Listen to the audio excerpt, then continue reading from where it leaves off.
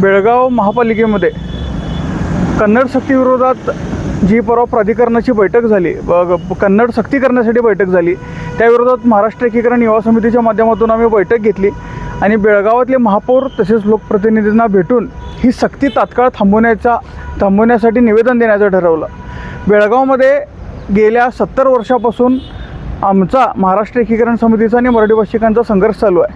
2004 साली हा खटला सुप्रीम कोर्टात दाखल केलेला असताना सुप्रीम कोर्टानं जोपर्यंत हा निकाल लागत नाही तोपर्यंत परिस्थिती जैसे थे ठेवा अशा पद्धतीची सूचना केलेली असताना जाणून बुजून हे कन्नड सक्तीचा वरवंटा फिरवून मराठी भाषा मराठी संस्कृती संपवण्याचा जो घाट घातला आहे त्याला कुठेतरी थांबवण्यासाठी निवेदन देण्यासाठी आम्ही इथं आलो आहे. आज महापौरांना निवेदन देणार, येत्या काळात लोकप्रतिनिधींना निवेदन देऊन ही सक्ती थांबवण्यासाठी आम्ही विनंती करू.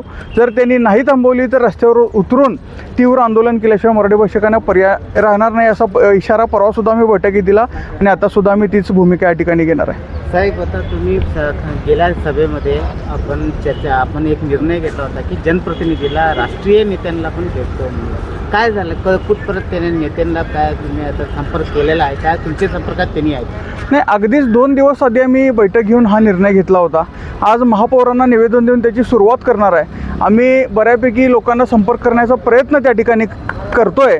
सध्याला पालकमंत्री असतील किंवा बाकीचे आमदार असतील हे लवकर आम्ही त्यांची वेळ मागितलेली आहे. ज्या वेळेला आम्हाला वेळ मिळेल त्यावेळेला आम्ही आज ज्या पद्धतीनं आम्ही आमचा हा दौरा जाहीर केला आहे त्या पद्धतीने त्यांची भेट जाहीर करून त्यांची भेट घेण्याचा प्रयत्न करू. पूर्वीपासून एक मागणी होती महाराष्ट्र एकीकरण समितीची आणि या सीमा भागाचे महाराष्ट्र मराठी लोकांची पण आम्हाला पण सरकारी शासनाचे कागदपत्र आम्हाला मराठीमध्ये द्या. अजून पण त्याचा अंमलबजावणी होत नाही आहे. नाही, ती कागदपत्र सुरुवातीला मिळतही होती. जोपर्यंत महाराष्ट्र एकीकरण समिती निर्विवाद सत्तेवर होती तोपर्यंत सगळा कारभार मराठीतून सुद्धा चालायचा.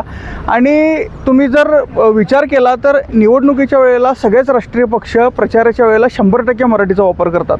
मग त्यावेळेला त्यांना माहिती असते की मराठी भाषिकांना ही मराठी भाषा कळते, त्यांना समजण्यासाठी तुम्ही प्रचार मराठीतून करता, पण सरकारी कागदपत्र देण्याच्या वेळेला तुम्हाला कुठली अडचण येते हा प्रश्न त्या ठिकाणी त्यांना विचारायचा आहे. रस्त्यावरची तर उतरून आंदोलन करायचे, आपण आपली भूमिका ठाम आहे. पुढचं कसं हे करणार, कसं हे लढायचं नाही. या सगळ्या लोकप्रतिनिधींना भेटून आम्ही एक अल्टिमेटम देऊ. त्या अल्टिमेटमपर्यंत त्यांनी जर ही सक्ती थांबवली नाही तर दरवेळेप्रमाणे रस्त्यावर आम्ही उतरून आमचा संघर्ष करू, आमची भावना व्यक्त करू. त्याचबरोबर महाराष्ट्रातील नेत्यांची भेट घेऊन केंद्राला याच्यामध्ये मध्यस्थी करून आमच्या भाषेला सन्मानानं वागवावं अशी विनंती त्या ठिकाणी करू. केंद्रीय अल्पसंख्याक आयोगाचे मुख्य सचिव त्या ठिकाणी बेळगावात येऊन आमच्याशी बैठक करून त्यांनी महापालिकेला सुद्धा आदेश दिलेले आहेत की लवकरात लवकर या मराठी भाषिकांच्या भावना समजून घेऊन इथं त्यांच्या भाषेत त्यांना सर्व कागदपत्रे द्या, त्यांचे अधिकार द्या. पण अद्याप कुठलेही त्याच्यावर कारवाई झालेली दिसत नाही. आता दुसऱ्या राज्यांच्या नेत्यांशी काय संपर्क झालेला आहे काय ह्या विषयाबद्दल? ते महाराष्ट्रातल्या नेत्यांशी आम्ही सातत्यानं संपर्कात असतो. कालच आमचं एक शिष्टमंडळ जाऊन धैर्यशील मान्यांना भेटून याबद्दल माहिती त्यांनी दिलेली आहे. त्यासाठी तज्ज्ञ समितीने उच्चाधिकार समितीची बैठक त्यांनी घेण्याचं आश्वासन येत्या 15 दिवसात आम्हाला दिलेलं आहे. त्या बैठकीत सुद्धा या विषयावर चर्चा होईल अशी आशा आम्हाला आहे. तज्ज्ञ समितीची जी निवड झाली तेव्हापासून कन्नड भाषिक हे अगदी आक्रमक झाले. या संदर्भात काय? नाही, जसे कन्नड भाषिक आपल्या प्रादेशिक अस्मितेवर आक्रमक होतात त्याच पद्धतीनं मराठी भाषिकांनी आणि महाराष्ट्रातल्या नेत्यांनी सुद्धा आक्रमक होणं गरजेचं आहे.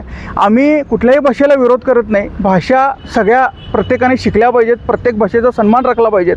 आमचं म्हणणं इतकंच आहे, आम्ही जसं मराठीला आई म्हणताना कन्नडला मावशी म्हणतो, त्यांनीसुद्धा त्यांची मातृभाषा जर कन्नड असेल तर मराठीला मावशीचा दर्जा द्यावा एवढी माफक अपेक्षा आमची आणि त्यात काय चुकीचं आहे असं मला वाटत नाही.